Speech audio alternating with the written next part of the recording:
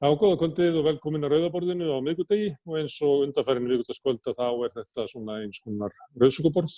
Hérna tölum við kvennabaráttu og á áhugaverðu tíma sem við erum að lifa kóróna og kreppuna og upplausn samfélagsins í Bandaríkjunum, upplausn hugmynda og til þess að hjálpa mér til þess að velta þessu fyrir mér og ykkur eru hingað komin Helga Þórey Jónsdóttir sem doktorsnemi í menningarfræðum, Anna Ólafsdóttir Björnsson sem tölvunar- og sagnfræðingur og fyrrum þingkona Kvennalistans, Steinunn Ólína Hafliðadóttir sem myndlistarkona og femínískur aðgerðarsinni, Drífa Snædal, forseti Alþýðusambands Íslands, María Lilja Þrastardóttir Kemp, dagskrárgerðarkona og fjölmiðlakona og stofnandi Druslugöngunnar og við eigum von á Þórhildi Þorleifsdóttur, leikstjóra sem var ein af stofnendum kvennaframboðs og kvennalista. En svona í tilefni að við erum með forseta Alþýðusambandsins að það var kannski eðlilegt að byrja á svona spurningu hvort að kvennabaráttan hafi endurnýjað verkalýðsbaráttuna. Verkalýðsbaráttan hefur verið svona svolítið áberandi undanfarin 2 ár kannski og hluti af þeim breytingum sem hafa gengið yfir verkalýðshreyfinguna að þar eru konur meira áberandi í forystu, ekki bara í Alþýðusambandinu, ekki bara í Eflingu, heldur kona formaður BSRB og kona formaður Öryrkjabandalagsins og svona mætti lengi telja. Drífa, hvað þetta auðgandi andi kvennarhreyfingarinnar sem að vekja upp hinn gamla þurs verkalýðshreyfingarinnar? Ég ætlaði maður ekki segja að það sé svona komin tími til. Það gerist svona fyrir 30-40 árum að það voru svona mikla sameiningar félaga og þá gerðist það eiginlega all land að svona verkamannafélögin og verkakvennafélögin voru sameinuð og þá gerist það leið að í sameinuðu félagi þá verða kallandi formenn og konurnar varaformenn. Það var svona bara á línuna og ég hef oft velt því fyrir mér hvort það hafi verið mistök að sameina verkakvennafélögin við verkakarlafélögin. Við sáum það þegar Dagsbrún sameinaðist framtíðinu og fleirum, Framsókn og fleirum í Reykjavík og víðar, Snót og verkamannafélagið í Vestmannaeyjum en mín svona niðurstaða af því var að þær hafa lýst í sjálfa sem voru í verkakvennafélögunum í gamla daga að þær voru afgangsstærð í hreyfingunni. Þær sömdu á eftir köllunum, hins vegar komu þær ýmsu til leiða líka svo sem veikindadögum vegna barna og eitthvað slíkt. En hins vegar var náttúrulega svona tíman að þetta tákna að þurfti að sameina til að styrkja baráttuna. En síðan hefur einhvern veginn þessi krítíski massi ekkert ratað inn í hreyfinguna af konum. Það var nú ein rauðsokkar sem sagði við mig, já við tókum eiginlega allt nema verkalýðshreyfinguna, við áttum hann alltaf eftir. Og það kannski að gerast núna í einhverju mæli, það allt í einu komin einhver svona krítísku massi af konum inn í hreyfinguna og þá náttúrulega vaknar líka þessi spurning konur að taka allt yfir og margir hafa áhyggjur af því að það halli nú verulega að kalla í hreyfingunni. En ég get nú huggað fólk við það að það ekki alveg orðið þannig, en ef maður lítur á svona forystusauðina í landssamböndunum sem eru svona þessar stoðir sem eru undir ASÍ og eins formenn í aðildarfélögum ASÍ sem eru 50 og þá það hallar verulega á konur þar þó að forsetinn sé nú loksins orðin kona og Sólveig Anna komin inn í Eflingu. Þannig að þetta svona það sem við erum aðeins að díla við en það má kannski segja eftir áratuga baráttu að þá hefur loksins ratað slattið að kvenki sinn og fjöru verkalýðshreyfingarinnar og tíminn til komin. Þú ert að tala sameiningar sem áttu sér stað svona kannski frá upp úr 1990 og þar á eftir, mikið á 10. áratugnum, mest af þessu sem þú nefndir. Var það þá þannig að á þeim tíma að þegar það sameinast verkakarlafélag og verkakvennafélag að þá átómatist þá bara taka kallarnir yfir og það að þessi sameining hafi orðið að þá hefur það kannski jafnvel bara tafið að þessi áhersla á kvennastéttirnar næðu fram að karlaveldið á 10. áratugum hafi svona bara að konurnar hafi farið ennþá meira í aftursætið og það hafi tekið 30 ár að brjótast síðan fram, kannski sem hefði verið eðlilegar, hefði brotist fram sem hluti af kvennabaráttunni á 10. áratugum. Já, það er alltaf mjög erfitt að segja af því að þegar maður les viðtöl við konur sem stóðu í framlínunni í þessari baráttu þá var tilfinningin aldrei það að þær hafðu einhver völd eða eitthvað að segja. Ég segi stundum að kvennabaráttan er svona svolítið svo fljót, hún finnur sér alltaf nýjan farveg á Íslandi endurnýja sig stöðugt en feðraveldi gerir það líka þannig að það er svolítið erfitt að segja hvort að þetta er hraðað þessum breytingum eða ekki, ég bara þori ekki að segja það.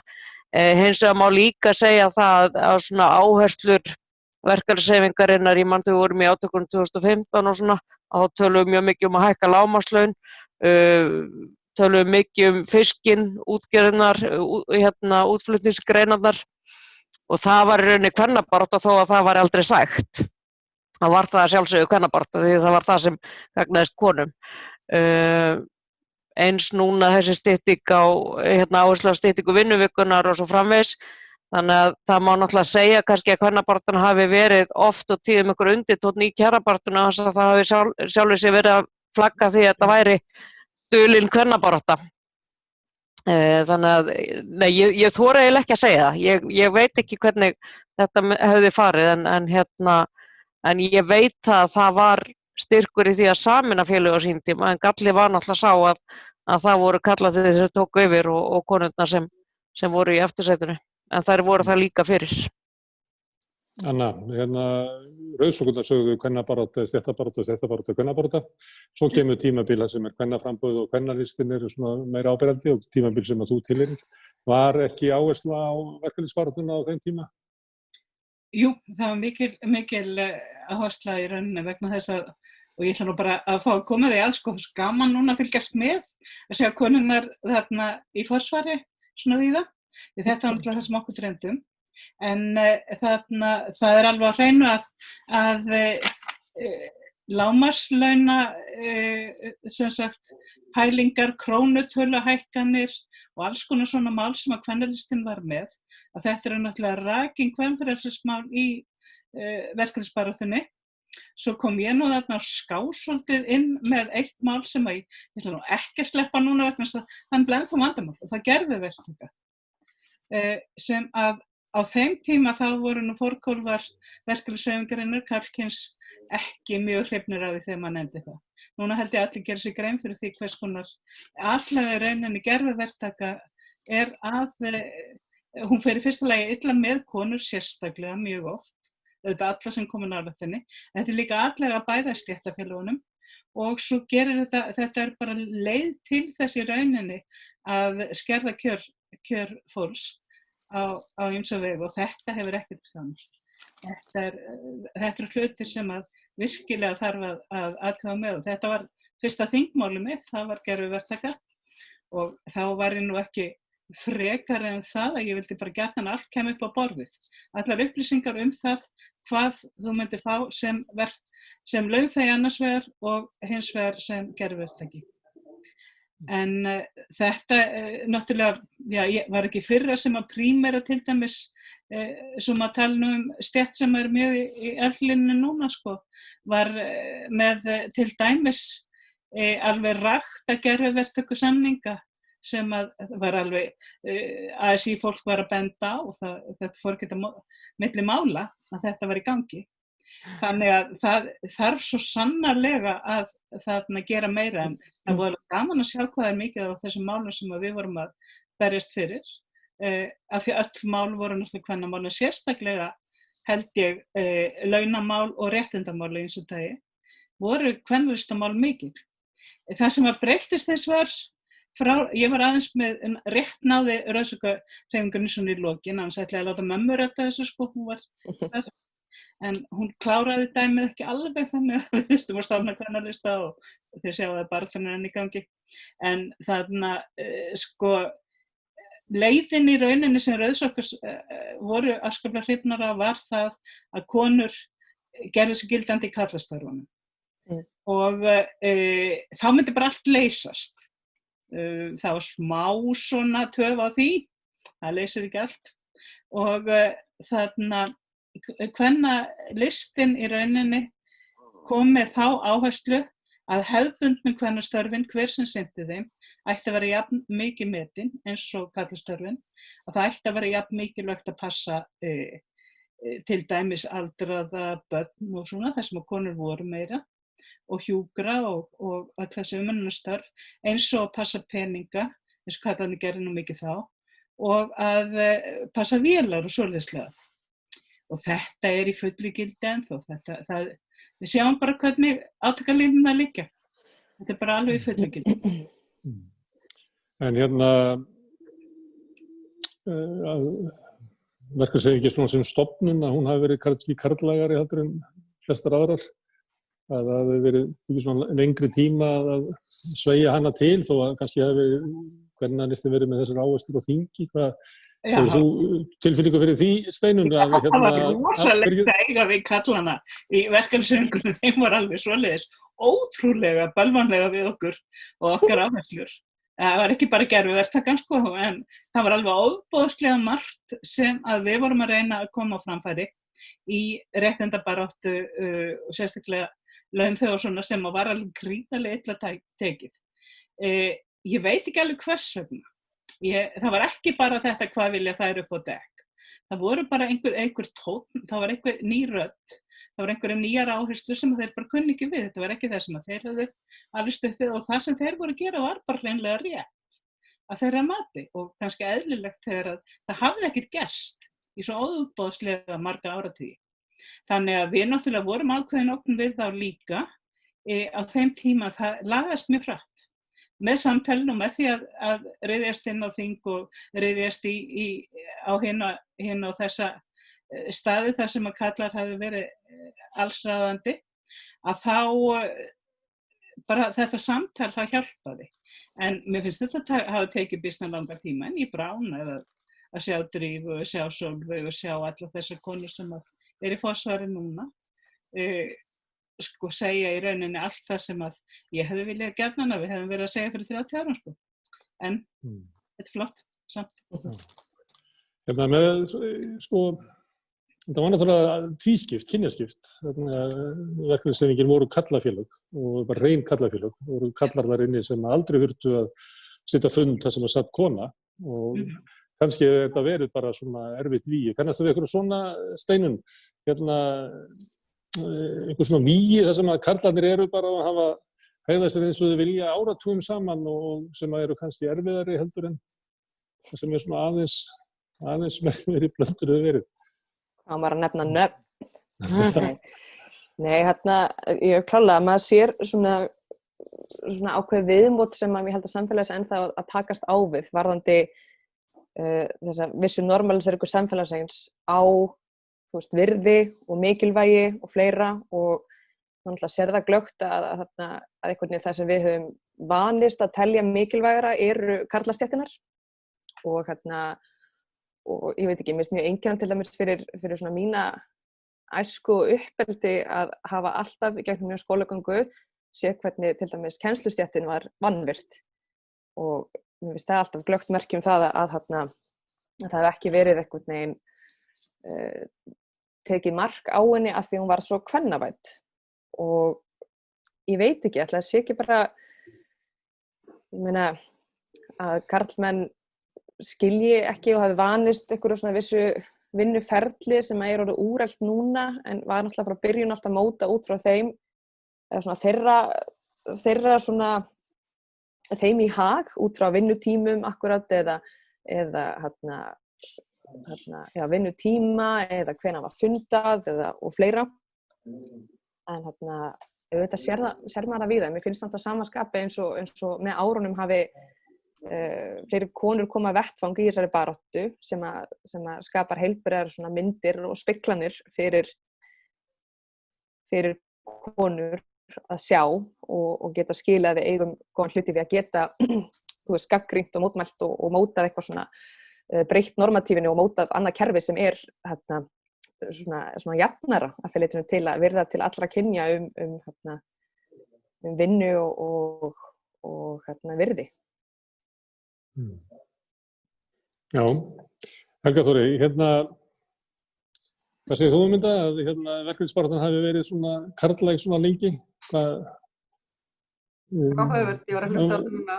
Ég var vegna þess að sko, við erum með öflug kvennafélög, kvennaverkalýðsfélög sem eru, en það alveg réttir að vera rifið upp sko. Þau voru alltaf mjög mikið svona í bakgrunni og komið eftir á og svo þegar sameiningin verður, ég hef verið að skoða svona blandari félög svona út á landi, það er svona auðvitað að sjá þetta og sér maður alveg það ennþá sko virkilegur svona, það er svona karlamórall yfir þeim, þetta eru félög fyrir svona verkamenn og svo hugsa maður kannski mönnunastéttirnar sem eru kannski orðnar sko meirihlutinn af þeim sem eru í félaginu, en maður sér engan svip á því þegar maður er að skoða bara það sem fólki sendir frá sér og hvernig félagið birtist út af við, bara ennþá í dag. Sko eins og ég bara að hugsa núna með, við erum búin að vera að spjalla og svona tvö félag sem kom upp í hugan og það er annars vegar KÍ sem ég er í núna í fyrsta skipti í vetur sem er að stærstum hluta konur, en það eru samt karlar, sko karl sem er formaður KÍ, það er karl sem er formaður félags framhaldsskólakennara, það er karl sem er formaður félags leikskólakennara og það er mjög svona mikið af körlum sem eru þarna í forystunni í verkalýðsfélagi sem er samanstendur af miklum hluta af konum og það er svona áhugavert og væri sko rosalega áhugavert að rannsaka áherslur í stefnu eitthvað, þetta er náttúrulega ekkert eitthvað sem ég sést eitthvað tilfinningu fyrir en það sem sló mig við að byrja í KÍ er að það er engin líkamsræktarstyrkur, kannski það lúxusatriði eitthvað en ég svona, þú veist, þá fór ég að hugsa þú veist, hverjar eru áherslunar, þetta er ekki eitthvað sem ég hef kannski þess að yfirsýn til að geta skoða, kannski við drífa það betur eða eitthvað, ég veit ekki, en það eru, þú veist, já, þetta er bara svona ein ólík önnur áhersla. Hitt félagið sem ég var náttúrulega að hugsa til er blaðamannafélagið sem er náttúrulega bara pungapartí og það sem er sama manneskjanu formaður og framkvæmdastjóri var búin að sitja því í mörg ár. Það er bara hlægilegt. En það eru aðalfundirnir alltaf haldir í sumarfríunum, sko. Það sé nú kannski ekki engin samsæriskenning hér, en það eru auðvitað snar duðlega fullt að sami maðurinn geti setið þarna að borðinu í allan þennan tíma. Þetta er astnalegasta verkalýðsfélag sem ég hef nokkuð tíma að vita. Það var nú reynda smá hlé á setu formannsins þar, það var satt kona í 1 ár og hún var felld árið fyrr. Já. 1 ár. Já, og Þóra Kristín var í 1 ár. En já, þetta er mjög skrítið félag og furðulegt og það er mjög svona, þú veist, ég náttúrulega hef greitt í þetta félag einhvern tímann og svona og það er mjög, já, ég upplifði þetta ekki sem svona félagi mitt, þannig að þegar ég hef verið að sinna einhverju svona rit, þá bara borga ég frekar BHM sem er einhvern veginn svona betri, meiri tilfinning á breidd. Já. Það fer ekki mikið fyrir hinum kvenlegu gildum í blaðamannafélaginu, ég held að það sé alveg nokkuð ljóst, sko. Og það sem að reynir á, af því að nú eru alltaf að fjölga, nú er konum alltaf að fjölga innan blaðamannastéttarinnar og það er alltaf að verða fleiri og fleiri. Og en samt sem áður þá eru svona þessi litlu núansar sem að kannski kallar tengja ekki mikið við, eins og til dæmis bara að fara fyrir heim úr vinnuna þegar þú ert með veikt barn og þetta er eitthvað sem er lítið horfnið í blaðamannastéttinni en konur þurfa í alvörunni og búa við þennan veruleika, þær þurfa að sinna börnunum sínum, hvort sem að okkur líkar betur að vera, auðvitað viljum við breyta því en það er bara þannig. Og blaðamannafélagið er kannski ekki félagið sem hefur hingað til að mér vitandi hlaupa undir baka með konur sem hafa mist vinnuna vegna þess hreinlega að þær voru að sinna þessum kvenlegu skyldum sínum utan samfélagsins. Nei, utan vinnustaðarins í samfélaginu. Og margt annað er verið með að taka kvöldvaktir og þú veist, vinnutímins blaðamann er auðvitað bara sveigjanlegur og flókinn og eitthvað sem við viljum auðvitað taka þátt í. En já, þetta er... Á hvaða veldur, ég byrjaði í blaðamennsku, ég man ekki hvernig það var, svona eitthvað tíman 84 eða 5, þá var alltaf ein kona á hverju vísum. Það var bara... Þá var ég ekki fædd. Nei, það var alltaf ein. Síðasta ritstjórnin sem ég vann á, það hefur verið svona 2013-14, þá var alltaf ekki 2/3 hlutar verið konur. Þannig að mikil breyting á stéttinni. Já. Konurnar eru alltaf að verða sýnilegri og þú sér það að þegar þú kveikir á sjónvarpsfréttum þá eru heilu og stóru mönnuðu vaktirnar sko eru konur og það eru konur sem að bera hlutin og þungan í dagskrárgerð í íslensku sjónvarpi. En samt sem áður þá er enginn sem að talar þeirra máli svona innan stéttarfélags og já. Fyrir utan hver fáar konur ritstýra og ég var nú ritstjóri Greipvæn til skamms tíma og þá fikk ég símtöl frá 2 ónefndum konum í bænum og bara til hamingju með að vera ein af mjög fáum konum á Íslandi sem hefur bara notið þess heiður svo geta kallað sér ritstjóri á einhverjum stað. Og mér fannst það bara mjög merkilegt og einhvern veginn áttaði mig, ég einhvern veginn bara fekk einhverja skemmtilega vinnu sem ég langaði að vinna en svo fór ég að hugsa bara ég hef aldrei verið með konu sem ritstjóra, ég hef með konu sem vaktstjóra, Fréttablaðinu, RÚV út allt en ekki sem ritstjóra. Aðstoðarritstjóra en ekki ritstjóri. Þetta auðvitað það sem að litar svolítið umræðuna kannski út á við af því að þegar öll botninn hvolft þá þetta kallað þessi ráða því og stýra því svolítið hvað kemur fram í fjölmiðlunum og hver stefna fjölmiðla sé og hvað sé eðlilegt innan fjölmiðlastéttarinnar og þá ég að tala um starfsfólki. En líka Anna því að þú talaðir að kvennabaráttan og kvennalistinn hefði kvennalistans svona æðsta ósk hefði verið að koma konum áfram og á kortið og það sem að svona mín tilfinning svo að nú höfum við fleiri konur vissulega og þá ég kannski helst að líta til stjórnmálana en það sem að feðraveldi gaf okkur kannski svona það sem að unglingarnir myndu kalla karinnar þessar heims sem eru þessar konur sem eru mjög þægilegar og svona meðfærilegar fyrir feðraveldið stefnum við ekki eitthvað lengra heldur þetta, hvað finnst ykkur?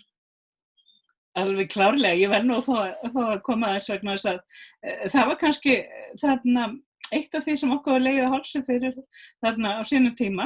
Það var ofboðslega mikill vilji til að draga okkur inn í ríkisstjórn í tvígang allavega og eiginlega hafa okkur allstaðar. Gegn því náttúrulega við segðum ekkert, réðum engu og værum bara styrktar og brúðar og elskulegar. Og svo verið það að skammast því að kvennalistinn hafi ekki vilja að fara í ríkisstjórn, bara ekki upp á þessi bíti. Það vantaði ekkert upp á að við vildum komast í stjórn. Það var bara, voru þessi skilyrði sem að voru svo ótrúlega bara raunveruleika fyrst. Við vissum alveg nákvæmlega hvað við vildum. Og ég man það að þegar þetta gekk hvað lengst sem var 1991 og reyndar ári eftir þegar þarna sprakk þarna eitt stykki stjórn í millitíðinni og aftur var sótt að okkur að vera með í ríkisstjórn og vera ekki svona leiðilegur og koma bara með og vera með öllu góða fólkinu. Og við settum í rauninni bara eitt skilyrði. Við vildum fá góða leiðréttingu á launum kvennastétta. Það ekki beðið. Við gátum fengið fulltrúi í ráðuneyti sem hefði með jafnréttismál að gera og svoleiðis. Og þarna kemur nú kona sem veit þarna mikið sé ég á þessu. En það var auðvitað gríðarlegu vilji til þess að hafa okkur með en ekki þannig að við förum að ráða ykkur svoleið. Bara þáttöku medalíu einhverja. Já. Það er ég alltaf í spollin inn. Spollin inn. Þarna kemur hún. Góðan daginn. Góðan daginn. Kannski það sem að... Gegnum síman. Já, glæsilegt. Já. Ég hans voruð að batteríslaugir, býttu. Já, ok. Látum ekki trufla ykkur, ég ætla rétt að Arnar. Það byrði ég ekki, nei, nú gerir ég og fyrst að þú ert komið Þórhildur og í gegnum síman þá verð ég nú að segja frá því að ég sjálf tók ég mig alveg svona góða 40 mínútur áður en ég fór í lofti og setti mig varlit og svona og ég að flytja þannig að það allt í kössum heima hjá mér og þess vegna fáið þið bara þetta fína myndlistaverk og ég gat ekki verið það sem ég venjulega og þá fór ég svolítið að velta fyrir mér þessari kröfu sem að yfirleitt sett á konur og konur náttúrulega finna sig knúnar til þess að hafa allt svolítið svona sléttufelt og fullkomið í kringu sig af því að það það sem að okkur hefur verið kennt. Finnið þið eitthvað fyrir þessu á svona þessum COVID-tímum þessir tímsfundir og þessar útsendingar séu ákveðin svona stressfaktor í ykkar lífi af því að nú veit ég að Helga Þóri þurfti til dæmis að gefa barninu sínu að borða áður en hún fór í loftið og sjálf þurfti ég að loka mitt inn í herbergi af því hún talar svo hátt á Teams-fundi sjálf með vinum sínum að já, og ég sé að Þórhildur er mætt í símanum og afsakar það, þannig að er þetta ekki eitthvað svona sem er þetta ekki eitthvað svona það er einhver svona feminísku vinkill þannig á, það ekki? Já, það eitthvað svona stress örugglega hvernig hvort maður sé frambærilegur eða ekki. Og ég meina, sér maður ekki líka í öllum þessum, ég muni ekki eftir þessu viral vídeóna af fréttamanninum sem með útsendinguna heima og börnin koma inn og mamman alveg anar og tekur þau aftur út og þú veist, maður sé svona stressi í henni að hafa verið að afsaka en þá kemur svaka fréttum það hvað þetta hafi verið æðislegt að sjá þetta. Ég meina, maðurinn faðir eða eitthvað svona. Hver umræðan fyrir ekki? Ég bara ekki með á nótunum. Nú erum við að tala til dæmis frambærileika út frá hvort að konur finni meiri pressu varðandi að vera frambærilegar og vera meira til að hags heldur en karlmenn þegar það koma fram? Já, svona sérstaklega þegar við komum fram svona á skjánum heiman frá okkur í fyrstu við COVID. Einmitt, það einmitt þess að segja að við fórum með hvað þessi karlkyns. En það alveg ljóst. Ég hef búin að vera mikið í fjölmiðlum í áratugi og við grínumst oft með það, ég og svona stöddi mína sem stundum voru líka í sjónvarpi, að það skipti miklu meira máli hvernig maður væri klæddur heldur en hvað maður segði. Einmitt. Það mikið umræðið efni, ég veit ekki hvort það það lengur. Ég held samt að sé mikið umræðið efni hvernig konur hann séu klæddar. En það mér finnst að við eigum nokkað verið að dvelja við það. En það ekkert oft. Það náttúrulega ágætt að einhverju vilja hafa eitthvað í lagi í heiminum. Það veit hún ekki að karlarnir hugsaðu meira að hafa eitthvað í lagi. Ég meil okkar aðeins að heimsækja umræðuna aftur af því að það kveikti svolítið í mér þegar Helga Þóri var að tala líkamsræktarstyrkina og kallana í forystu Kennarasambandsins. Og ég hef stundum á tilfinningunum við séum ennþá þolendur svona hugmyndarinnar verkalýðsleiðtoga. Og það Gvendur Jaki sem djúpraddaður og ábyrgðarfullur og svona og þú veist, maður einhvern veginn, þessi óbúslega saga verkalýðshreyfingarinnar karlasaga og það þarf svolítið átak að breyta henni. Aðeins líkamsræktarstyrkinni, ég held að ég fari rétt með að þið þurft að afnema af því að það svo mikið burnout í kennarastéttinni að það svo mikið álag á sjúkrastöðina þar. Og það til dæmis eitt af því sem við þurfum að læra á síðasta hruni, að það að konur fóru í burnout. Við erum að sjá það svona 7 árum eftir hrun, að þá eru heilu kvennastéttirnar bara farnar í burnout, kulnun eins og það heitir. Og það einmitt talar inn í þessa kröfu styttingu vinnuvikunar að þetta lið sem búið að halda í okkur lífinu, aðalega konur undanfarið, hlupur hraðar eftir hrun, eru ennþá að hlaupa brjálæðislega hratt í okkar umönnunarkerfi að það komið tími heldur betur til að stytta vinnuvikuna hjá þeim og ég held líka að fólk sé að fatta það núna að hvað stytting vinnuvikunar stór hluti af launakjörum. Af því að bara fyrir 5 eða 10 ári síðan að þá var stytting vinnuvikunar þá var það bara hærri laun og ég man reyndar þegar ég fór að tala við konur í frystihúsi fyrir nokkrum ár síðan og myndist á styttingu vinnuvikunar og þeim fannst þess að ég var ósakaður fyrir að vera laddar. Og bara þú veist, hættu þessu og farið upp á land og láti ekki sjá þig hérna í eigum aftur Samt hún áratugi sem að byrja að tala með þetta jafnvel á þingi að stytta vinnuvikuna en það bara, þetta tekur svona tíma. Þetta svo segir sem mjög drífa ímynd verkalýðsleiðtoga. Auðvitað það svona stæðilegu karlmaður með djúpa rödd. Það ímynd okkar af forstjórum, leiðtogum, það bara ímynd þessum öllu stjórnar. Og það leggst yfir alla stéttir. Við ímynd okkar af stjórnendum ekki kona. Og leið og konur eru að stjórna ykkur, þá eru það sífellt krítiserar og ekki síst fyrir það vera ekki eins og kallarnir.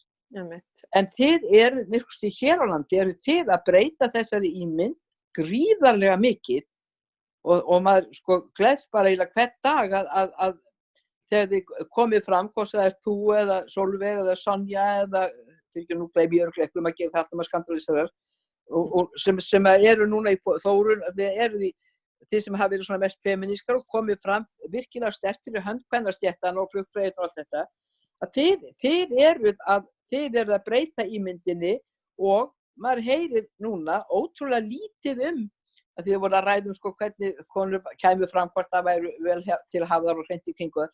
Ég heyri óskaplega lítið kritik á ykkur sem persónur og það finnst mér vera mikil breyting.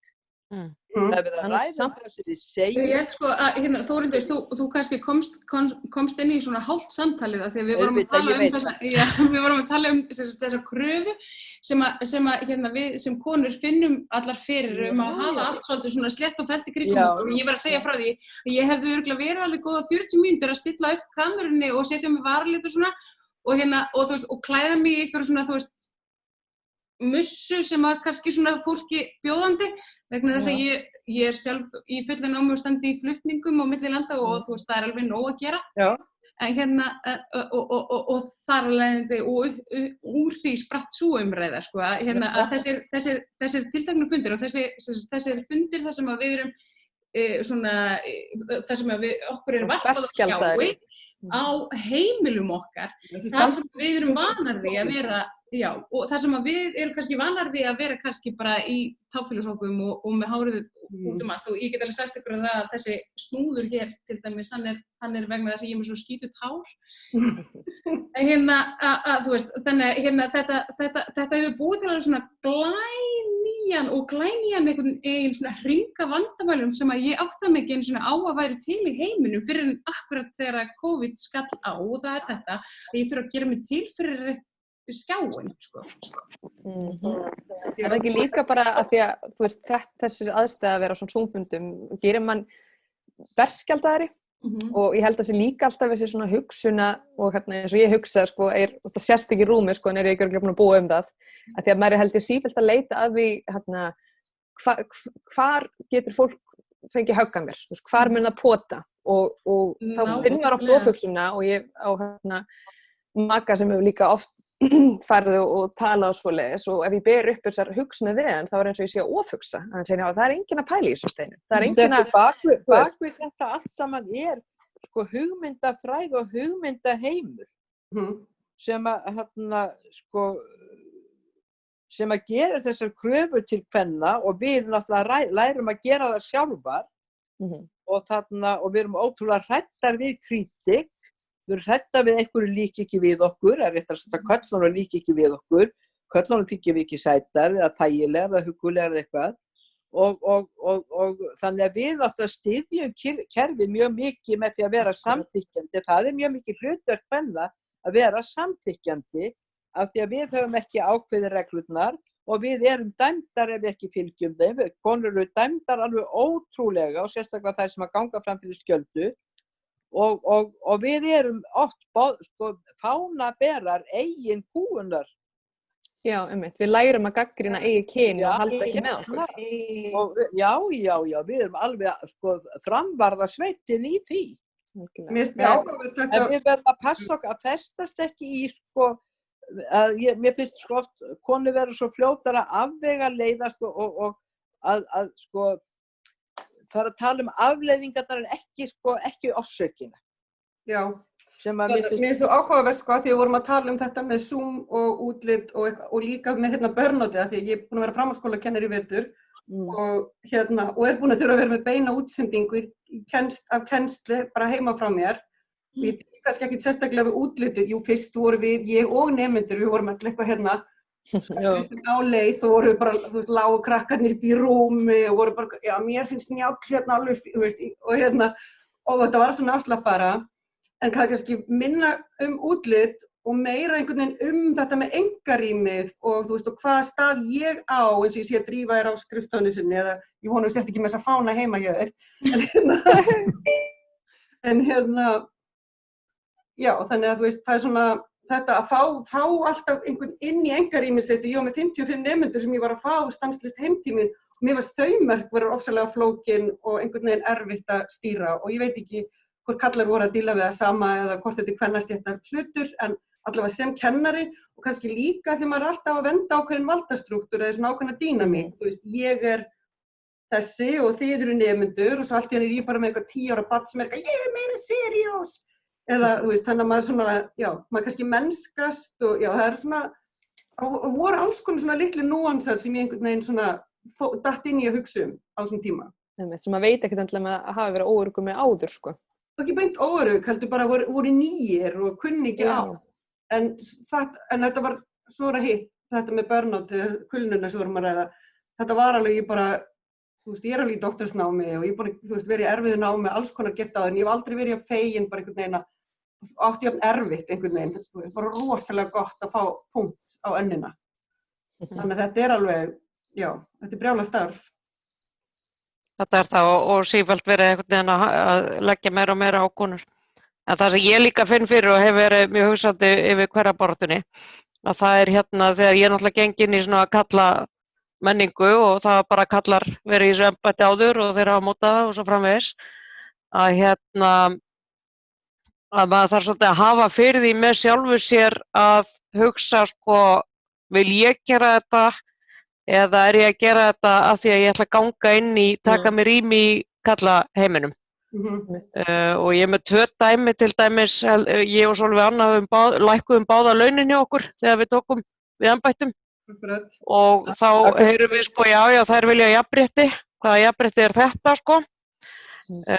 og eins þessar endalausu skóflustungur sem ég hef strækað á, það svona lítil tákgræn dæmi því að mér finnst það alveg óbærilega allarslegt að vera með skóflustungur og sem að geta verið í skóflustungunum. Já, þá gleymur líka bara byrju, þau vilja jafnrétti en það er ekki hægt að vera með skóflustungu og þá bara sína kallan að gera það. Hvaða jafnrétti er það? Þannig að 2 lítil dæmi svona einhver svona Borðklippingar, þú líka búin að ertu hægt að Já, einmitt. Það er svona kvenlegra kannski. En þú veist, maður þarf að hafa fyrir því að hugsa það þarf að breyta þessu og taka einhvern veginn svona litla symbolíska slægi líka, sem er mjög merkilegt. Af því að jafnréttisbaráttan hefur náttúrulega þrátt fyrir allt að gengi út af það, eða mjög lengi og hjá mörgum konum líka að fá að vera eins og kallarnir. En jafnréttisbaráttan náttúrulega ekki að ganga út af það að konur verði jafn gráðugar til valda og fjár eins og karlar, því þá erum við fucked sem mannkinn. Þannig að við þurfum einhvern veginn að finna nýtt eins og kvennalistakonurnar sögðu svo fallega í gamla daga. Það þarf að byggja brúa milli þessara húsa og það þarf að búa til nýja veröld, það þarf að búa til nýja veruleika en ekki ganga inn í þann veruleika sem hefur verið búin til af öðrum. Mér finnst það einmitt vera svolítið að koma inn núna með bleika feminisman svo kallaða. Af því að mér finnst vera að koma viss hreyfing, kom kannski fyrir svona ári að 2 inn í feminismanum, þar sem að endurmat tekið á, einmitt normalleika, hins svo kallega kvenleika og karlleika og svona hefur verið færst meira í baráttuna þessi valdefling kvenleikans. Hvort sem það snúi að því að, einmitt, að það er rosalega feminist að vera í stuttu pilsi og brjóstahaldara út að borða á miðvikudegi eða hvað svo sem, eitthvað sem er álitið, og hefur verið dæmt svo kvenlegt og þá er orðræðan svo að það með sér það ekki eins mikið virði, að það sé að koma inn meira núna að fremurna að vera í sífellu að vilja feta í fótspor karlana og haga sér út frá því að það komi meira vald og meira styrkur í því að konur þora að segja ég kannski fara inn í eitthvað sem er álitið meira karlægar, hvort sem stjettir, starf eða gjörð eða svoleiðis, en ég er að gera það með mínum kvenleika. Og það er mín valdefling. Og mér finnst það að vera jákvæð þróun, Ég komin á þann stað í Má ég vera sæt, má ég ekki vera sæt, á ég vera svona, á ég vera hinsegin, núna er ég bara, mér er drullu fucking sama, verður þínist, bara. Algjörlega. Já, ég held að sé svolítið misjafnt auðvitað eftir fólki á það, en nú er ég, eins og ég er komin svolítið þangað í mínum feminisma að vilja svona afkynja helst allt. Af því að nú er ég svo ógeðslega öfgafull og ömuleg að ég get aldrei sátt við unað. Nú erum við með, eitthvað svona dómsmálaráðherra sem að gerir bara það sem henni sýnist og hún hefur ekki breytt neinu fyrir mig og fólki sem að mér þykir vænt eins og til dæmis hælisleitendur sem er kannski önnur saga.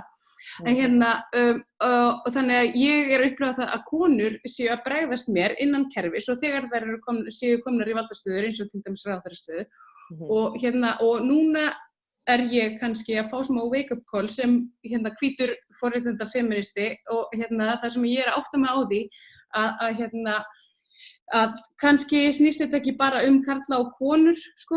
Nú við erum komin eitthvað í baráttunni orðin einhvern veginn miklu stærri og hún er farin að snúast sko, ekki bara, hún er farin að snúast húðliti og öll hinn mörgu kyn sem að rúmast einhvern veginn innan samfélagsins og ég er orðin svona Heyrist í mér núna? Já, þarna kemur hún. Já, þetta eitthvað andskotasvesen þetta. Þetta er bara gott að spil. Mér finnst bara kósí að sé vesen. Já, það er bara mjög eðlilegt. Við stumum það bara ekki fyrir það. Mér langar að það koma inn í þetta því ég hef nú ekki verið mikið með. Mér finnst sko, þarna, því þú talaðir Drífa, sko, þetta með hvort þú átt að vera þú sjálf eða reyna að ganga inn í hlutverk.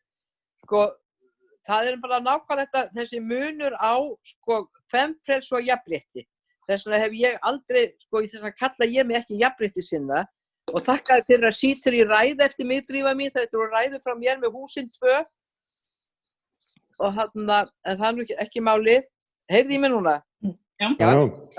En sko, mér finnst þetta óendanlega mikilvægt, hvort við tölum kvenfrelsi eða jafnrétti. Kvenfrelsi er nefnilega að fá að gera þetta okkar eigin forsendum. Jafnrétti er að fá að ganga inn í kerfi og vera jafnrétthár þar. Á þessu finnst mér þurfa að gera mikinn greinamun. Sko, ég held að þetta sé bara nákvæmlega svolítið. Og annað sem ég langar að tala núna, þegar þið talaðum sko, þegar talaðum að bara að færast á annars stig, mér finnst alveg óskaplega athyglisvert núna, sko í öllu þessum ósköpum sem að eiga sér stað núna í Bandaríkjunum, og ég segi bara, tala bara svo amma, Guð láti gott á vita, en það mér umhugsunarefni, og nú megið þið alls ekki sko gera mér upp orð eða misskilja það sem ég er að segja, en það eru myrtar 20.000 kvenna á ári með ofbeldi og það fer enginn út á götur út af því.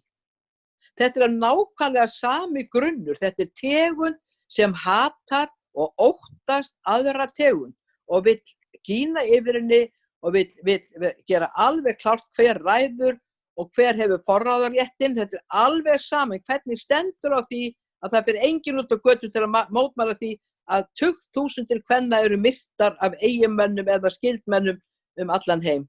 Það er það gert með dröslugöngunni. Ég svo sammálaður og mér finnst bara að þetta eins og heimsfaraldur. Bara konur eru drepnar af körlum. Já, en af hverju fer enginn út á götu? Það fer enginn út á götu. Þú veist, ef svona mikið af fólki myndi deyja einhverjum sjúkdómi, það bara í landam, og ég er búin að vera að segja þetta í mörg ár og svo kemur COVID. Ég skil þetta ekki alveg og ég bara gleymdi. Mér langar samt að bara svona grípa orðið og aftengja þessi 2 baráttumál, sko, þetta Víetnam og versus feminisma. Mér langar alveg bara svona stýra hvorum í sína áttina. Við getum ekki talað báða hlutin í einu, sko. Þetta sama málið.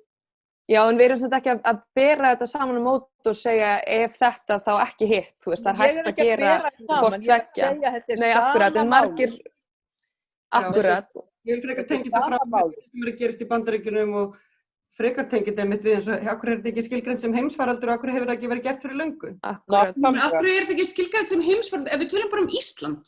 Tökum bara Ísland sem dæmi og nú börsið frá Bandaríkjunum og því sem að gerast hvers vegna erum við ekki að tala þetta sem faraldur á Íslandi og sem einhvers konar bráðabana kvenna í íslensku samfélagi, heimilisofbeldi og morð á konum og ofbeldi og viðbjóður sem látin viðgangast innan kerfis.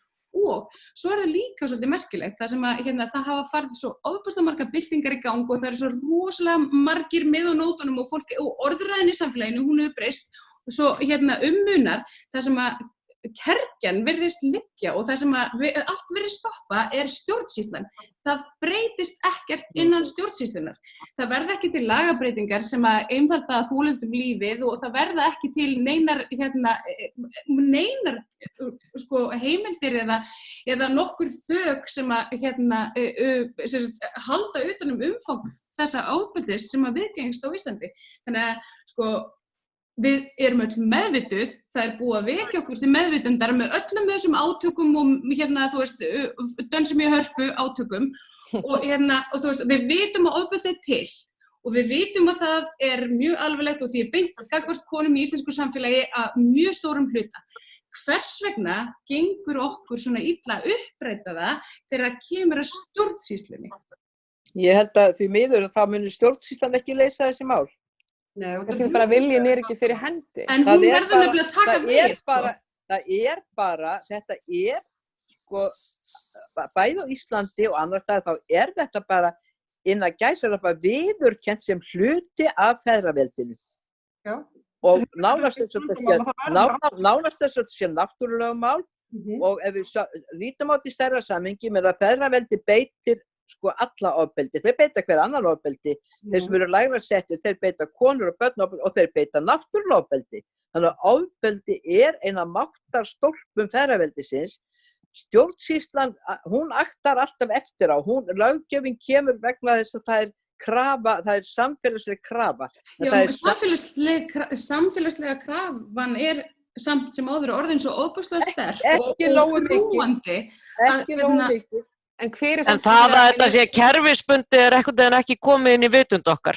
Þetta á persónulegu leveli og alltaf þegar einhver talar svona mjög skýrt og mjög svona djúpt þessi mál, þá hugsa maður hann þekkir einhverja sem eru orðið fyrir þessu. Já, þetta leiðin til að snerta okkur hefur ekki tekist að birta þetta sem þetta systematíska ofbeldi sem þetta er.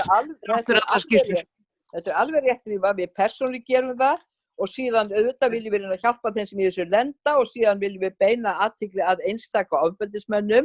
En þetta kerfisbundið, þetta innbyggt í kerfið og það í rauninni umburðarlyndi gagnvart því. Má ég aðeins fá að heyra í fleirum kannski þetta? Hver þú? Ég að stýra þessu. Fulltrúi feðraveldisins hérna. Ég gríp fram mér allt komið í óefni og ef að sumir fá orðið og svolítan. Það af æstar. Hvað segir þú, Anna?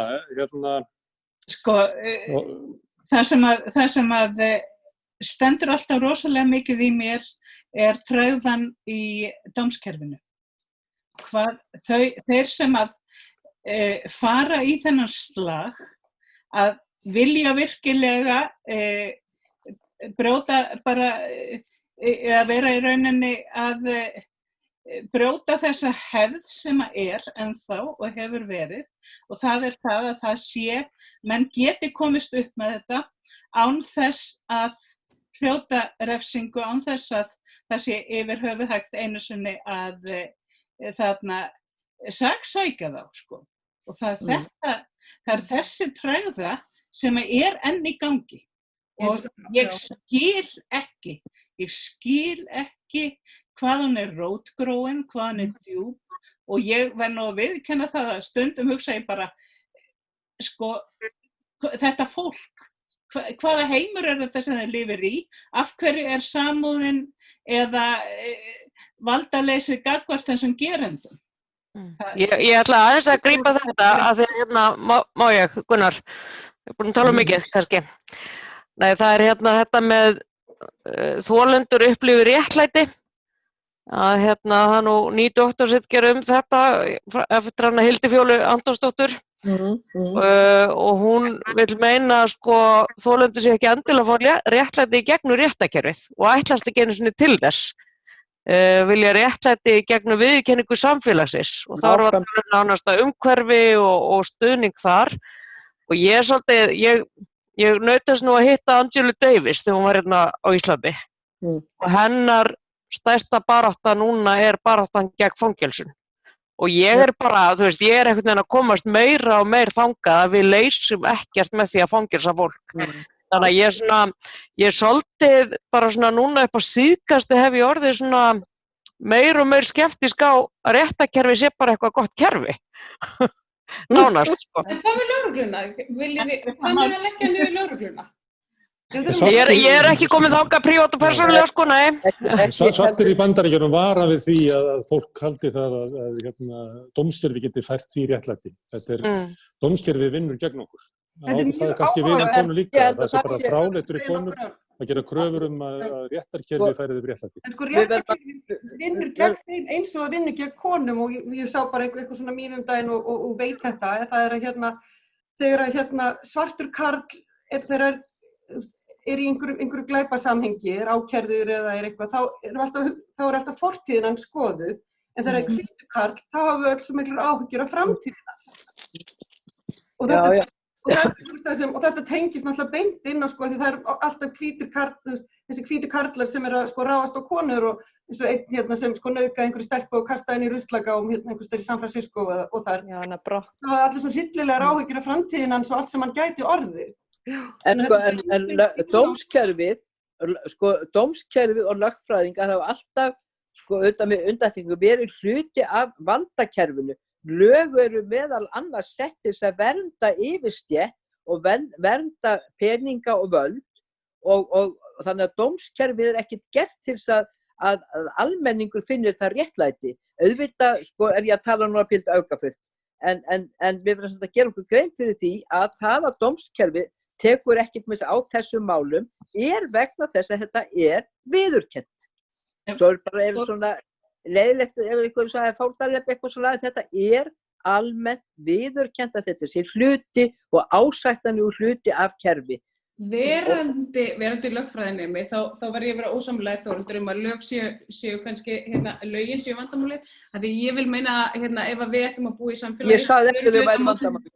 Það þurfum við að eiga og búa við ákveðnar reglur og hafa eitthvað til þess að miða við. En það sem að ég á svo bátt með að skilja hvers vegna og hvar það allt stoppar að því þurfum við ekki bara einhvers konar allsherjar uppstokkun í kerfinu og þá þessu valdakerfi, þurfum við ekki að losa okkur við þingfólk og þurfum við ekki að losa okkur við lögregluna og þurfum við ekki að losa okkur við allt þetta helvítispakk sem viðheldur þessu gamla rótgróna skítakerfi og getum við ekki fengið einhverja tölvu sem að bara forritar styrki og upp úr ríkissjóði inn í heilbrigðiskerfið, inn í hitt og þetta og bara við getum öll hinn bara haldið áfram og unað við sátt og ekki þurft að hafa áhyggjur af neinni spillingu og einhverjum helvítis valdakvöllum. En hver skapar kerfið? Hver myndi skapa það tölvu? Það er nú nákvæmlega. Ég meina tölvan til, tæknin til, það er ekkert mál, hún getur lært þetta sjálf. Það þarf að setja, það þarf að gefa henni það í smá stund, sko. Anna er tölvunarfræðingur. Nú þarf ég að stökkva inn vegna þess að í fyrsta lagi, sko, ég stend bara við þetta með dómskerfið, ég gerir bara þá kröfu að standi sig og basta. Eins og allt annað. Ég hins vegar ekki mikill aðdáandi fangelsunar og ég vil bara samfélagi breytist. Ég í rauninni sammála ykkur öllum en það fyrir ekki fjandast dómskerfið til að standa sig og bara gera sitt gagn á meðan að það systemi sem við búum við. En að því að mér datt nú hug fyrir 20 árum þegar ég var 50 að gerast tölvunörd. Þá var ég náttúrulega að mennta mig upp úr allri gagnrýni því ef ég hefði verið 17 ára strákur þá hefði verið ráðinn á staðnum.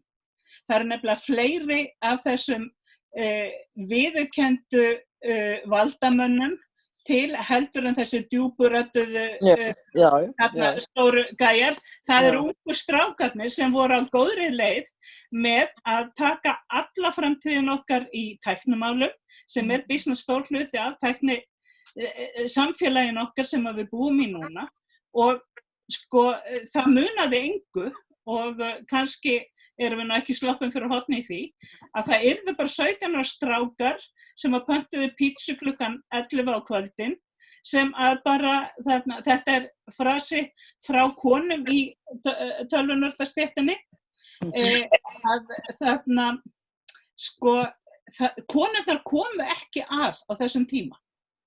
Og eins og ég segi, ég bara fór þessa vondu leið eða erfiðu leið að ég bara menntaði mig þannig til að hætta að gagnrýna mig fyrir að kunna ekkert í þessum málum og kem þannig inn í heiminn þar sem verið að útbúa forrit sem henta ekki öllum.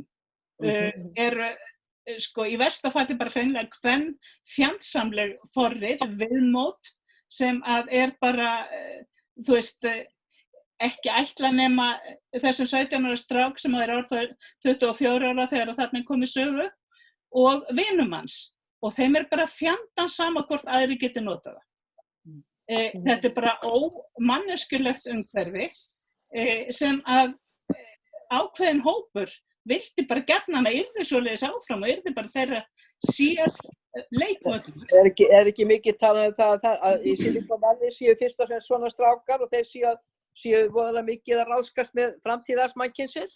Jú, þetta er félagslegt vandamál í San Francisco, hvernig ungt fólk og mikið ungi kallar koma inn í hverfin, flytja inn í fátækari hverfur og svolítið reiðir að geta ekki fengið að það sé búið útluta körfuboltavöllunum og svona til krakka sem kannski ganga í skólan sem körfuboltavöllurinn fyrir utan.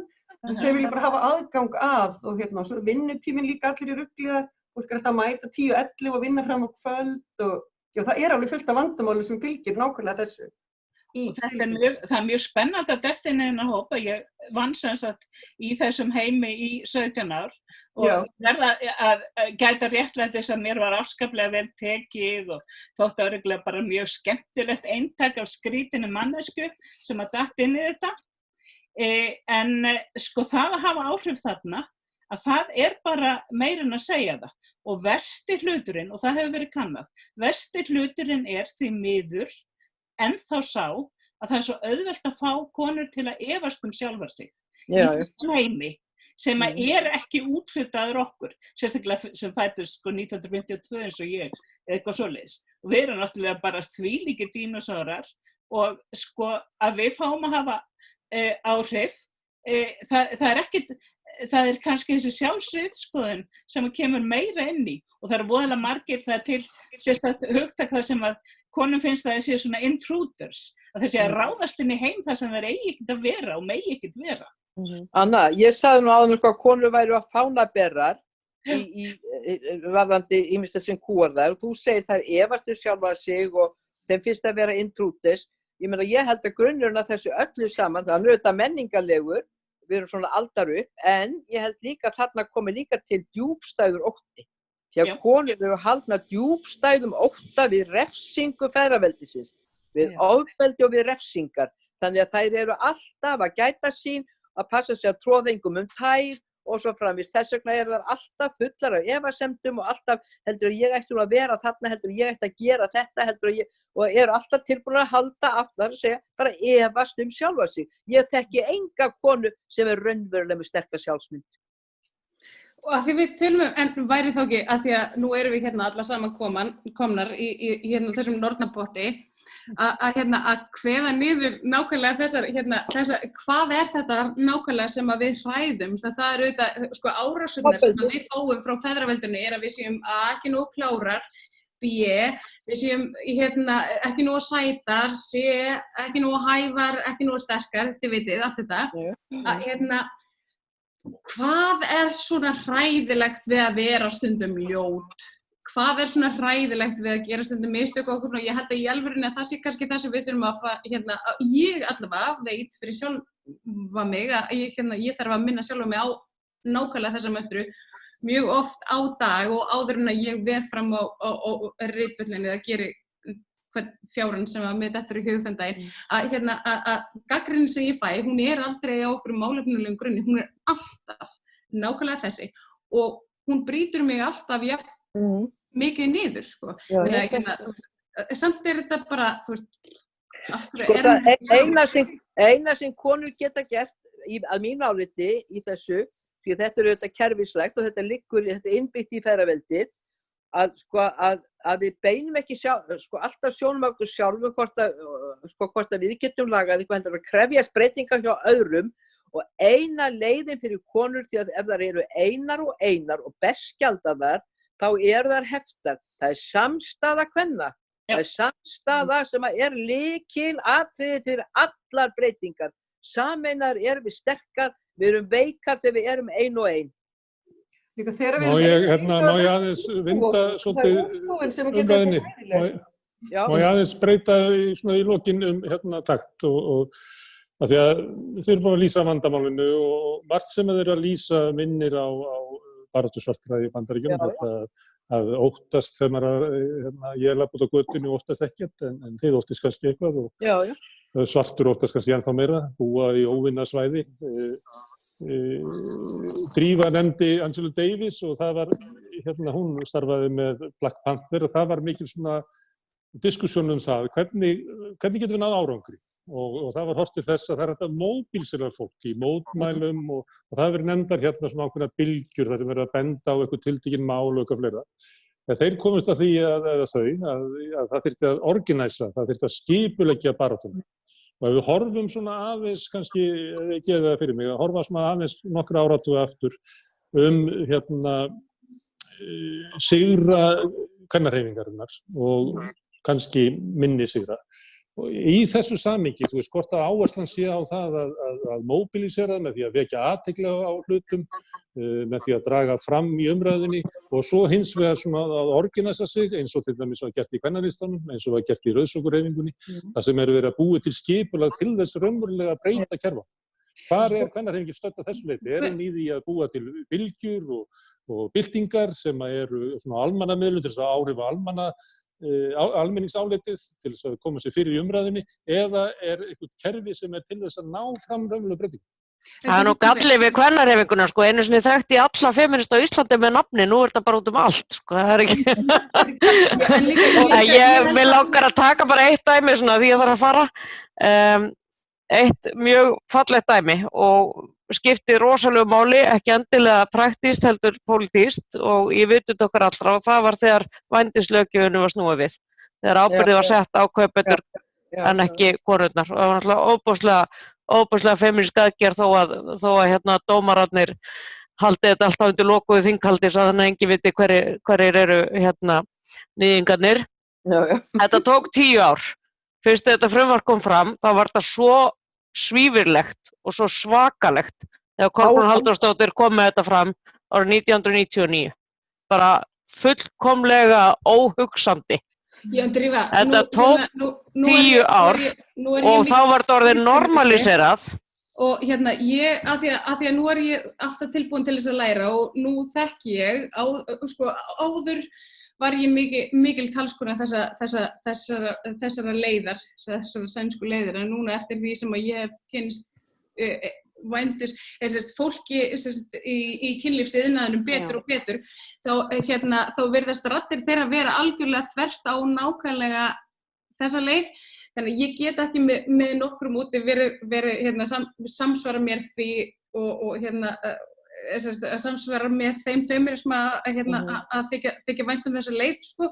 Og það sama Gunnarsmári, mér langar ekki að bera hérna, feminísku baráttuna á Íslandi saman við hérna, Black Lives Matter hreyfinguna í Bandaríkjunum eða globally, alveg ekki, þú veist, upp að neinu marki og þá sérstaklega fyrir það sakir að það aldrei svört eða brún kona með okkur í þessum rauða borðs feminista panel. Sammála Marja. Það hefur nú verið, en ég var nú að spurninga hvort þetta læra sérst af taktíkinni af því að þetta eru almannahreyfingar og það sveiflast oft tæki sem maður hefur, eru annars vegar sem maður mætti kalla mobilisering, þess að ná fólkinu saman að vekja athygli á tilteknum, en síðan þarf að vera til þess að ná fram málum annars vegar, eða jafnvel að halda sigri sem næst, þá þarf að vera eitthvað svona organisasjón sem að gera það. Og það það ekki bara eitthvað módel sem okkur var kennt einhvern tímann að virkaði og það ekki alveg gamaldags og ferðaveldislega hugsun og eitthvað annað. Ég meina, leiðtogar kom í alls konar myndum, kannski þurfum við ekki að hafa leiðtoga, þú veist, við lifum á postmodernískum tímum og þú veist, kannski eru bara aðrir hlutir sem virka. Ég held að konur sem eru yngri en ég meina, ég er 45 ára, konur sem eru 20 árum yngri en ég, þær eru bara miklu betri í stakk búnar til þess að þú veist leiða einhverja baráttu heldur en ég þú veist, ég er bara svona sitjarna. En það er ekkit eitt sem útilokar annað, það er alveg ljóst að ef á eitthvað að breytast þá verður þetta að beita öllum ráðum og það er heldur ekki hægt að sligast alltaf að samviskubit yfir einhverjum öðrum. Það getum við ekki við getum lært að Black Panther bæði eitthvað slæmt og eitthvað gott til eitthvað það sem við viljum eða ekki viljum á þess að vera í einhverju áfalli yfir að okkur vant einhverja konur lága þá í þær eru þarna og þær hafa oft verið að tala á ráðstefnum sem ég hef verið á fundum og svo framvegis en ég held að við verðum líka bara að vera óhræddir að berjast fyrir okkur sjálfar með öðrum konum. Kúkum og kerfið, bara það. Ég vil endilega taka það bara fram að bara það að vera á staðnum, vera þar sem að hlutirnir eru að gerast, hvort sem að það tæknivæðing, hvort sem að það barátta fyrir kynfrelsi, hvað sem bara að vera, mæta þar sem að konur hafa ekki verið í verkalýðshreyfingunni, við sjáum það nú. Sem sagt, bara það að vera komin, brjótast inn í þetta, ekki láta hrekja sig burtu, gera sig gildandi, reyna að hafa eins hátt og við getum. Þetta mjög margar leiðir, það mjög mörg góð dæmi það að bara það að koma og fara ekki aftur, standa við sitt, díla við það ef að það einhverjir efasemdir og finna fleiri konur og til dæmis í tæknigreinunum þá erum við að draga ungar stelpur alveg hreint rosalega mikið í kynningar á vinnustæði bara hreinlega til þess að fá þær til þess að skilja það að þetta þeirra heimur ekkert síður heldur en strákana. Steini, þú varst í kvennahreyfingunni sem að bauð fram. Steini, þú varst í kvennahreyfingunni, ekki, sem að bauð fram í Reykjavíkurborg. Væri þægilegra að hafa svona 4-5 konur á þingi sem að tilheyra kvennabaráttunni og kannski 2 fulltrúa í borgarstjórn? Já, en hvað þýðir það að tilheyra kvennabaráttunni? Það líka það sem maður hugsa mikilvægur upptalning líka eftir því sem Anna segir hvað mikilvægt að hlusta líka. Og mér finnst það hafa verið, stjórnast meira núna að ég veit ekki eftir því sem maður kynnir feminisma meira og þá fattar maður eins og maður segir það forréttinda feminisma og það rosalega margar hvítar konur í forsvari fyrir feminisma á Íslandi sem hafa íslensku sem fyrsta móðurmál og mér finnst það eiginlega svona kalla á núna að þessi fjölbreytni sem að myndast rosalega góð, hagstæð og þörf en að sama skapi finnst mér aldrei hafa myndast einhver svona sameiginleg heild fyrir konur og ég held að vera að tala, nú manni hvort það var Búar sem gerði það, en að minnast þá að konur sem kyn, þá cis, trans, hafa aldrei einhvern veginn mynda sér saman sem beint svona eina heild. Þetta allt svo, svo skipti niður oft, þetta oft svo þú ert með konur sem eru meira alltaf hægri og þá það einhvern veginn annars konar feminismi og svo eru konur sem til vinstri og svo eru konur sem stíða þetta en ekki þetta. Við erum það við að dreifa, ég held að veri mjög erfitt að tala fulltrúa kvennahreyfingar núna. Að því ég held að ef maður myndir að leita sér til svara og reyna líka skilgreina og segja, ok, hvernig getum við útnefnt fulltrúa kvennahreyfingarnar og við erum að hafa þetta og þetta í huga, en þá strax erum við farin að ramma eitthvað inn. Og erum við farin að fullyrða eitthvað hreyfingu sem sífellt á yði, sífellt að mótast og maður þarf alltaf að vera að læra meira og hlusta. En ég held að sé eiginlega og það sem mér finnst oftast einna mikilvægast í femínískum umræðu að við gefum meira rými til þess að spyrja spurninga. Af því að á þessum tímum þá alltaf að koma nýjar upplýsingar, kynslóðabilið að minnka út frá tækni, eins og millennials eru elstu millennials eru að vera 40 og samt á ég að vera millennial og eða ekki 30 eitthvað ára, ekki 80 eitthvað og svo ég líka flokkast í það en 24, en þetta allt annar heimur og þannig og ég held að já, af því það svona margt að gerast, þá getur það líka skeið að maður ekki alltaf með allt á hreinu, en mér finnst að það myndast viðmót þar sem að þorir ekki að spyrja spurninga og þorir ekki að spyrja að segja ég skil ekki alveg og ég tengi ekki við þetta og ég kannski ósammála þessu að því ég bara vön öðru, við sjáum það í Friði Nippul, við sjáum það í transbaráttu og þess vegna bara ef kvennahreyfing getur komið sér saman út frá því svigrúmi að ákveða að geta spurt spurninga og hlustað og viðurkenna ég hafi rangt fyrir mér það fyrir mér fulltrúa kvennahreyfingarnar en ég veit ekki hvort að vera hægt að útnefna nokkra eða hvernig hægt að raða þeim á þing en það með sanni mjög þarft að einhvern veginn finna heilsteyptan kvennaanda sem að þótt þú sért ekki tilbúin eða styðjir við alla anga vissa aðila að þá allavega finnur samstöðu og finnur í því kjark til þess að þora að brjóta einhver glerhús, kannski að steina í glerhús og allt þetta, þora að fara á móti straumnum og gera það og það fyrir mér kvennahreyfing, kvennaandi. Drífa, þú ert forseti í mjög formuðu baráttutæki verkalýðsbaráttunnar. Kvennabaráttan síðan ský,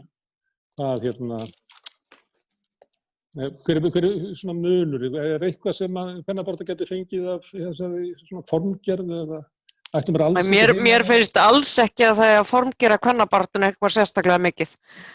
Ég hef nú gengið í gegnum nokkur stigana sko, ég náði nú í skottið á kvennalistanum. Það var nú mjög gaman og fór á nokkra fundi þar. Og síðan hefur maður bara fylgst með þetta svona dettur aðeins niður, svo rís þetta upp aftur og þetta er svona bylgjur og maður veit einhvern veginn aldrei hvað þetta rís upp aftur og nú fylgist maður með sko fólki í kringu 20 vera að beita einhverjum allt öðrum aðferðum heldur en viðgerðum. Þannig að mér finnst það eins og hún eigi bara að smjúga út allt og upp allt og taka kynslóðaskiptum og það er það sem er mjög, mjög spennandi við kvennarhreyfinguna umfram allar aðrar hreyfingar. Þetta er eins og ég sagði, þetta er fljót sem finnur sér nýjan farveg. Hún getur ratað inn í verkalýðshreyfinguna og svo getur hún verið á torgum úti og svo þurfum við ekkert endilega að vera sammála og feministi er ekkert endilega saman feministi en endilega bara út allt og upp alla veggi sko. Og ég meina það er náttúrulega, það hefur verið óhugsandi þegar ég var í FB á sínu tíma að vera með feministafélag í skólanum. Ég var feministi bara, það var bara vissu það allir en þú veist að vera með eitthvað fullkomlega sturlað.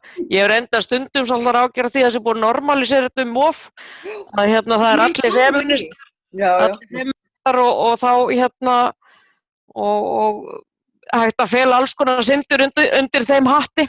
Það er að segja en annað að gera. Já, einmitt og það er enginn sem segir í dag að hann sé ekki feministi af þinni kynslóð reikna ég með Steinunn.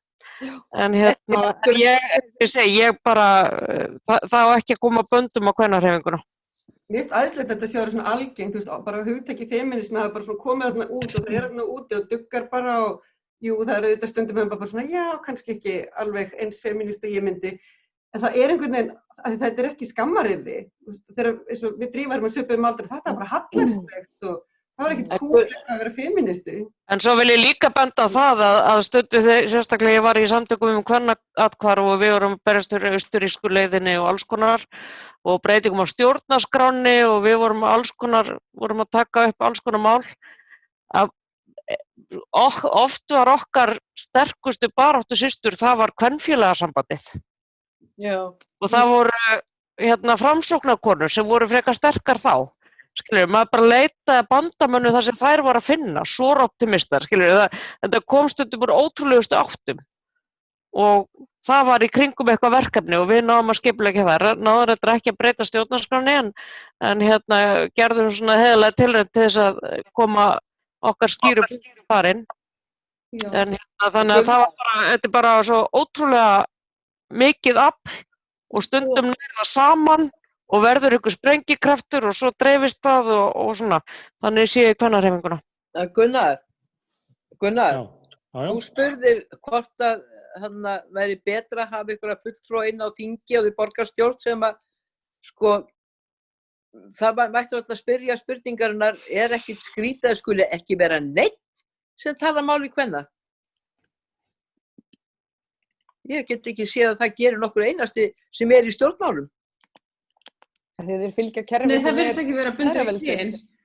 Já, það er bara að ganga inn í system og það er alltaf verið að, þú veist, jú, allir ábyggilega finnst þeir vera að vinna mjög góð störf, það er engin sem er málsvari kvenna þar, eða er að spekula í hvernig hitt og þetta kemur út sérstaklega fyrir konur, eða hvað verður hægt að gera til þess að laga eitthvað fyrir konur, þannig að mér finnst að maður snúa spurningunni við, í stað sem spyrja væri gott að hafa 4, það var náttúrulega gott að hafa bara 63 ár, en bara snúa spurningu við, er ekkit vont að hafa enga, hvorki kallið eða konu sem talar raunverulega máli kvenna. En hvernig líst ykkur á að við myndum stokka upp í Alþingi og við myndum hætta lýðræðislegum kosningum og við myndum vera með kviðdómendur.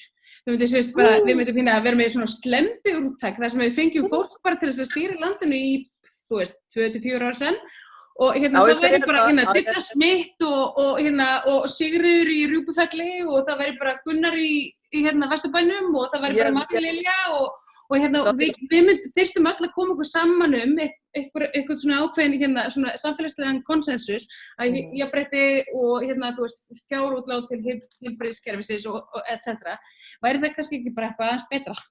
Ég hef nú marg orðað þessa hugmynd og meðan ég þætti hjá þér Gunnar að þingið ætti að vera samsett úr slembiúrtæki frá þjóðinni en ekki kosið og þarna og ég held að það yrði ekkit verra þing heldur en þeir sem væri kosnir.